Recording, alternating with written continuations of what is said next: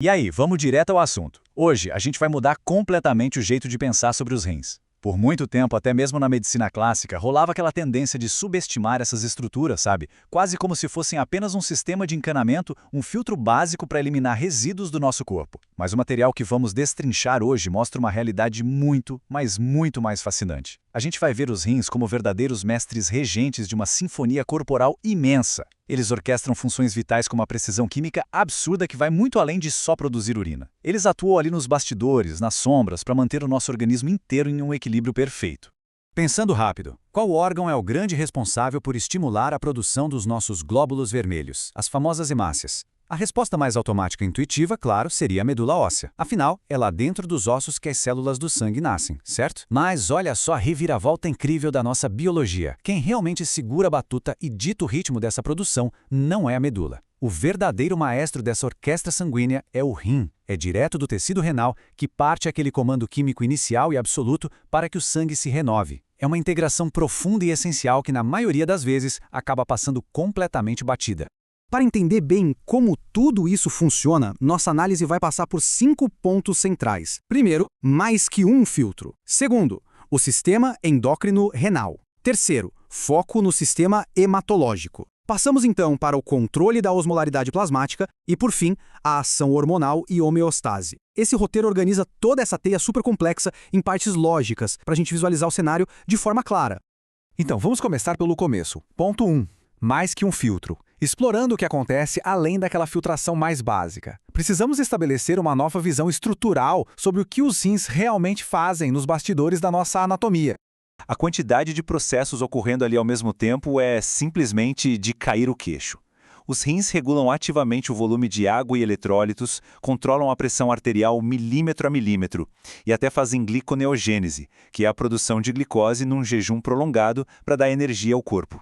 Mas o detalhe que mais impressiona é o papel endócrino e metabólico. Sabia que é o rim o grande responsável por ativar a vitamina D?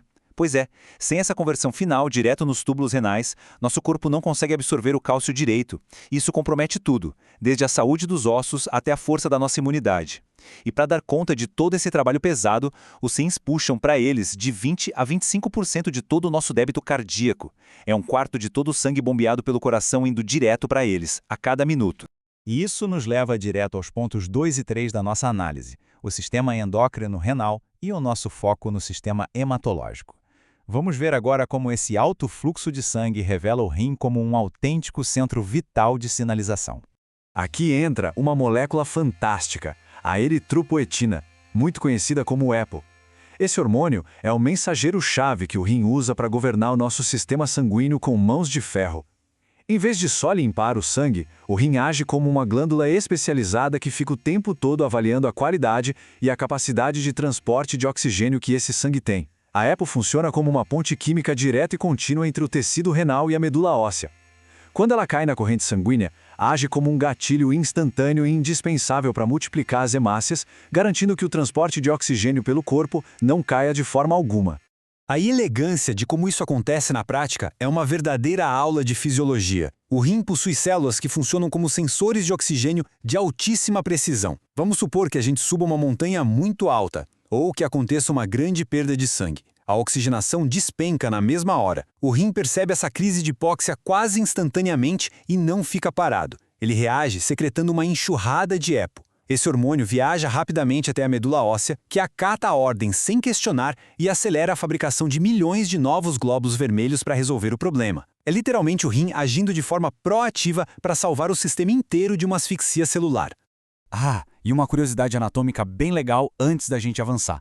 O tamanho e o peso dessa máquina que é o rim variam de acordo com o sexo biológico. Nos homens, um rim pesa em média ali entre 125 e 170 gramas. Já nas mulheres é um pouquinho mais leve, ficando entre 115 e 155 gramas.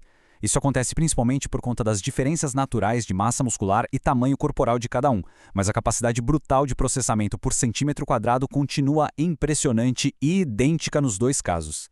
Chegamos então ao quarto ponto da análise: controle da osmolaridade plasmática, ou seja, dominando a dinâmica de fluidos. Mudando um pouco de marcha para a parte de hidrodinâmica, a gente vai ver que os rins precisam manter um equilíbrio químico impecável no plasma do sangue. Qualquer desviozinho aqui causa um efeito cascata terrível. E quando a gente fala desse equilíbrio vital, a sobrevivência celular gira em torno de um número mágico e extremamente específico, 290 miliomoles por litro. Essa é a nossa linha de base de ouro, a osmolaridade plasmática normal. Para entender o peso disso, pensa que isso mede a concentração exata de todos os solutos dissolvidos no nosso sangue. Se esse número mudar meros 1 a 2%, o alarme sistêmico já dispara no nível máximo. Se passar muito desses 290, o sangue fica perigosamente espesso e começa a roubar a água dos tecidos vitais por osmose. É uma desidratação interna brutal. Olhando isso pelo microscópio, o impacto que essa mudança tem nas células é violento. Se o ambiente de fora ficar muito diluído, a água invade o interior da célula desenfreadamente. Ela incha igual um balão e pode, de fato, estourar e morrer. Por outro lado, se o plasma sanguíneo ficar hiperosmolar, mais concentrado do que a célula, a água foge dela. A estrutura murcha, colapsa e perde totalmente a sua função. Então, o trabalho do rim de cravar os 290 miliosmoles não é só uma tarefa de manutenção chata. É literalmente uma questão de preservar a integridade estrutural das células segundo após segundo. O que nos traz perfeitamente ao nosso quinto e último tópico: a ação hormonal e homeostase. Afinal, como o nosso corpo consegue defender essa marca dos 290 de forma tão firme diante do estresse do dia a dia? A resposta está numa rede hormonal que simplesmente não dorme no ponto. A chave de tudo isso é um mecanismo de sobrevivência brilhante, onde vários órgãos trabalham ao mesmo tempo. A gente chama isso de sistema renina-angiotensina-aldosterona, ou SRAA, para encurtar. Funciona mais ou menos assim. O rim detecta que a pressão caiu ou que o nível de sal no sangue diminuiu. E imediatamente ele lança uma enzima chamada renina no sangue. Essa renina encontra uma proteína do fígado e a transforma em angiotensina 1. Mas a mágica bioquímica profunda acontece mesmo quando isso passa pelos capilares lá dos pulmões. Outra enzima converte tudo em angiotensina 2, que é simplesmente um dos maiores constritores de vasos sanguíneos do corpo humano. Ela aperta as artérias na hora para subir a pressão e, ao mesmo tempo, dá a ordem para a glândula adrenal liberar mais hormônios. É uma verdadeira força-tarefa invisível garantindo a estabilidade da nossa pressão. Dentro desse sistema complexo, a gente pode comparar duas estratégias diferentes de ação dos rins, mas que se completam com perfeição. De um lado da operação, temos o hormônio antidiurético, o famoso ADH.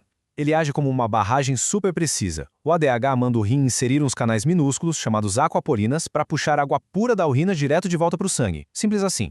Já do outro lado, temos a aldosterona. A estratégia dela é completamente diferente. Ela força as células a reter agressivamente o sódio, ou seja, o sal. E por uma questão de física, o sal acaba arrastando muita água junto com ele, o que aumenta o volume de sangue no nosso corpo. Tudo isso enquanto joga o excesso perigoso de potássio literalmente ralo abaixo, na urina. Tudo isso destaca uma coisa: a sensibilidade absurda dos nossos sensores nervosos e renais. A literatura científica mostra que um aumento de apenas 2 a 3% na osmolaridade plasmática já é o suficiente para causar uma sede fortíssima e incontrolável. O cérebro e os rins ficam ali trocando mensagens químicas intensas o tempo todo para induzir a gente a beber água no momento exato.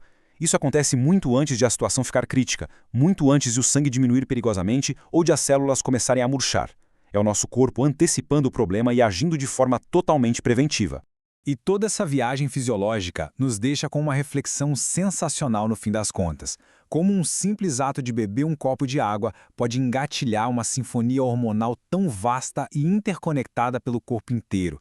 A gente às vezes acha a biologia humana externa tão frágil, mas por dentro somos uma máquina absurdamente robusta.